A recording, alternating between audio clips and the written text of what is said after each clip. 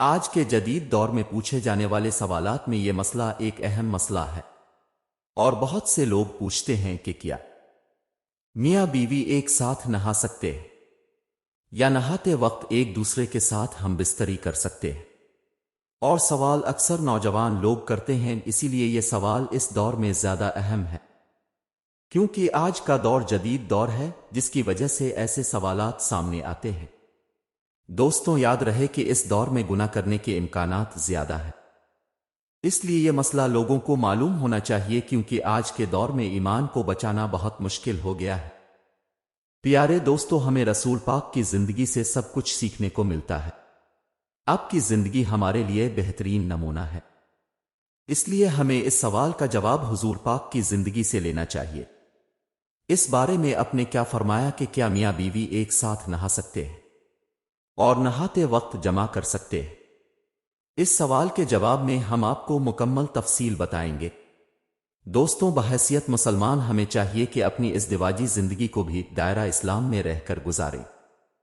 اس لیے ہر نوجوان لڑکے اور لڑکی کے لیے ضروری ہے کہ وہ ازدواجی زندگی سے متعلق ضروری مسائل کو سیکھیں تاکہ اسلامی تعلیمات کے ساتھ رہ کر زندگی بسر کر سکیں۔ اور یاد رہے کہ اسلام میں مسائل کو سیکھنے میں شرم محسوس نہیں کرنی چاہیے، بلکہ اپنے ذہن کو کلیئر کرنے کے لیے ہر طرح کے مسائل پوچھنے چاہیے اور مسائل کا علم حاصل کرنا چاہیے۔ یاد رہے کہ جب آپ کو مسائل کا علم ہوگا تبھی تو آپ ان مسائل اور تعلیمات کے مطابق زندگی بسر کر پائیں گے۔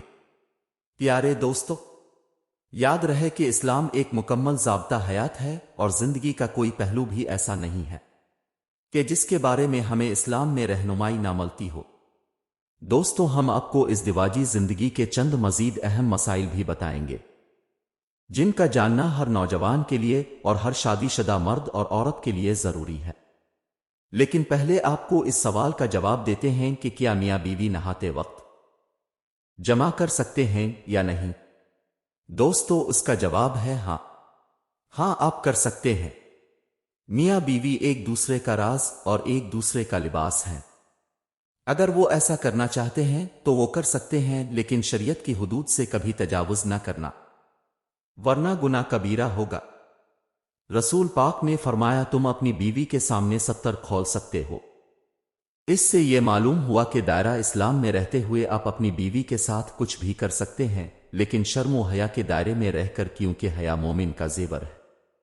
اگرچہ نہاتے وقت میاں بیوی کا جمع کرنا جائز ہے، لیکن یاد رہے کہ یہ شرم و حیا کے منافی عمل ہے، اس لیے ایسا کرنے سے گریز کرنا ہی بہتر ہے۔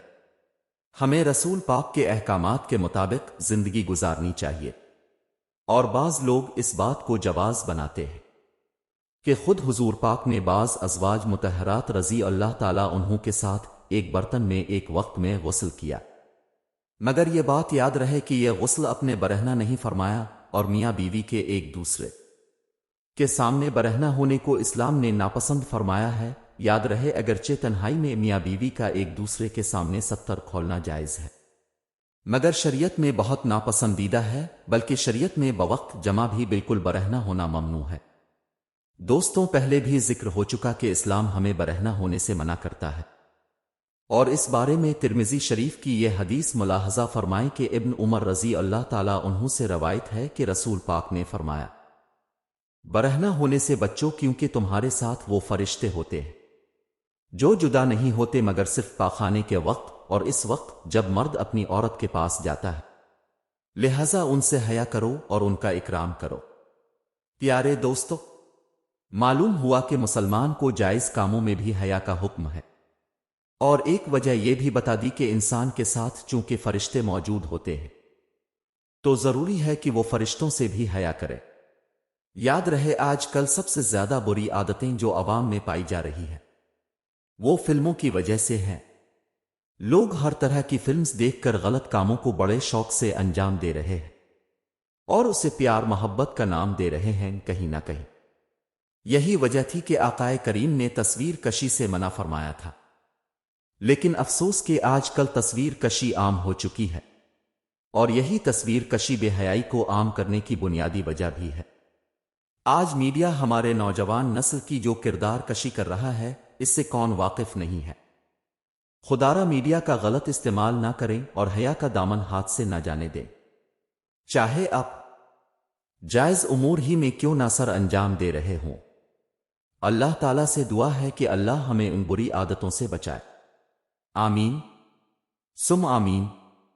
پیارے دوستو، ہر نوجوان کو اور تمام شادی شدہ حضرات کے لیے ایک اہم مسئلہ یہ ہے کہ ان کو یہ معلوم ہونا چاہیے کہ غسل کے فرض ہونے کی کیا صورت ہے۔ اس لیے اب کے لیے غسل کے فرض ہونے کی صورتیں بیان کی جا رہی ہیں، انہیں غور سے ملاحظہ فرمائیں۔ نمبر 1، منی شہوت کی وجہ سے نکل جائے تو غسل فرض ہے، اور اگر محنت و مشقت کی وجہ سے نکلے تو غسل لازم نہیں، البتہ وضو ٹوٹ جاتا ہے۔ نمبر 2، اگر پتلی منی پیشاب کے ساتھ بغیر شہوت کے نکلی تو غسل فرض نہیں۔ نمبر 3، سو کر اٹھنے کے بعد کپڑوں پر کچھ نشانات پائے گئے تو اس پر غسل کی چند صورتیں ہیں، نہ کوئی کپڑا اوڑھ لیا جائے، یہی شریعت کا حکم ہے۔ دوستوں، اب خود ہی فیصلہ کر لیں کہ نہاتے وقت کے جمع کو آیا شرم و حیا کے دائرے میں تصور کیا جا سکتا ہے؟ ہرگز نہیں۔ تو افضل یہی ہے کہ ایسے ہر عمل سے اجتناب کیا جائے جو شریعت میں ناپسندیدہ ہے۔ غسل کی چند صورتیں ہیں، اگر اس کے بدی یا مزید دونوں میں سے ایک کے ہونے کا یقین یا احتمال ہو تو غسل واجب نہیں۔ اگر یقین ہے کہ منی یا وضی نہیں کچھ اور ہے تو غسل واجب نہیں۔ اگر منی ہونے کا یقین ہے مگر کا شک ہے، اور اگر خواب میں احتلام ہونا یاد نہیں تو غسل ضروری نہیں، اور عورت پر غسل فرض ہو جاتا ہے، خواہ انزال ہو یا نہ ہو۔ عورت حیض سے فارغ ہو تو اس پر غسل فرض ہے، عورت نفاس سے فارغ ہو تو اس پر غسل فرض ہے۔ دوستو، یہ تھی چند صورتیں جن میں غسل فرض ہو جاتا ہے اور بندہ بغیر غسل کے پاک نہ ہوگا۔ اب آپ کو غسل کا مسنون طریقہ بتاتے ہیں۔ یاد رہے کہ غسل کے اگر فرائض رہ جائیں گے تو غسل نہ ہوگا، اس لیے ضروری ہے کہ مسنون طریقے پر کیا جائے، اور غسل کرتے وقت خاص طور پر فرائض کا خیال ضرور رکھا جائے۔ غسل کے مسنون طریقے کے بارے میں یہ روایات ملاحظہ فرمائیں۔ ام المومنین حضرت عائشہ صدیقہ رضی اللہ تعالیٰ عنہا بیان کرتی ہیں کہ حضور پاک جب غسل جنابت کرتے تو پہلے دونوں ہاتھ دھوتے، پھر دائیں ہاتھ سے بائیں ہاتھ پر پانی ڈال کر استنجا کرتے، اس کے بعد مکمل وضو کرتے، پھر پانی لے کر سر پر ڈالتے اور انگلیوں کی مدد سے بالوں کی جڑوں تک پانی پہنچاتے، پھر جب دیکھتے کہ سر صاف ہو گیا ہے تو 3 مرتبہ پر پانی ڈالتے، پھر تمام بدن پر پانی ڈالتے اور پھر پاؤں دھو لیتے۔ دوستوں، یاد رہے کہ 3 بار کلی کرنا، 3 بار ناک میں پانی ڈالنا اور پورے بدن کو پانی سے تر کرنا تاکہ کوئی حصہ خشک نہ رہے، یہ غسل کے فرائض ہیں۔ جب آپ غسل سے پہلے وضو کریں گے اور ناک میں پانی والے فرائض ہو ہی جائیں گے۔ اگر آپ وضو نہیں کرتے تو پھر ضروری ہے کہ کلی بھی کی جائے اور ناک میں پانی بھی لازمی ڈالا جائے۔